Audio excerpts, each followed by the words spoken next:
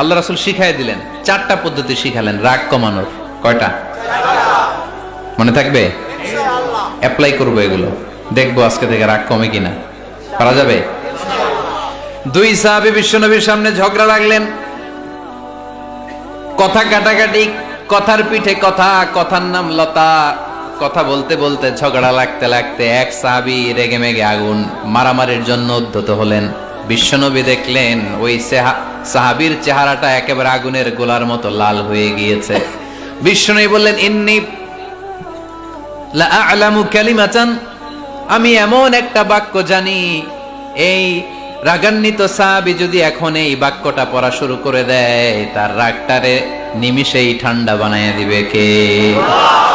ওই সাহাবী বললেন, ইয়া রাসূলুল্লাহ, কি সেই বাক্য আমারে শিখায়া দেন। বিশ্বনবী বললেন, পড়ো, আউযু বিল্লাহি মিনাশ শাইতানির রাজীম। আবার পড়েন, আউযু বিল্লাহি মিনাশ শাইতানির রাজীম। সুবহানাল্লাহ।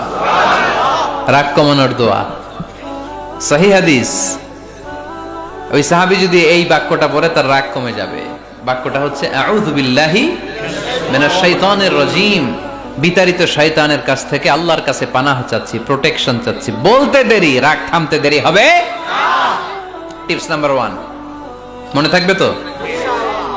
টিপস নাম্বার 2, বিশ্বনবী বললেন, ইযা গাদিবা আহাদুকুম ফালইয়াসকুত।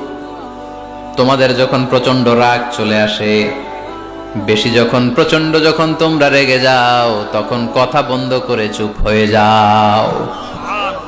কি করতে হবে? চুপ, একেবারে চুপ। অনেকে রাগের সময় গড়গড় করে কি যেন বলতে থাকে, আছে না নাই? রাগে গড়গড় করতে থাকে আর কি যেন বলতে থাকে। যত বলবেন, যত গালি দিবেন, বলে না গালি দেয় না রাগের সময়, অশ্রাব্য ভাষায় অনেকে গালি গালাজ শুরু করে দেয়, আছে না নাই? না, আসুকুত, ইযা গাদিবা আহাদুকুম ফালইয়াসকুত। আল্লাহ রাসূল সাল্লাল্লাহু আলাইহি ওয়াসাল্লাম বললেন, যখন তোমাদের কেউ প্রচন্ড রেগে যায়, সে তার কথা যেন বন্ধ করে দেয়। চুপ, keep silent, keep quiet, relax, cool. পারবেন? তাহলে প্রথম টিপস কি পড়তে হবে? বাইরে হয় না মুখ দিয়া।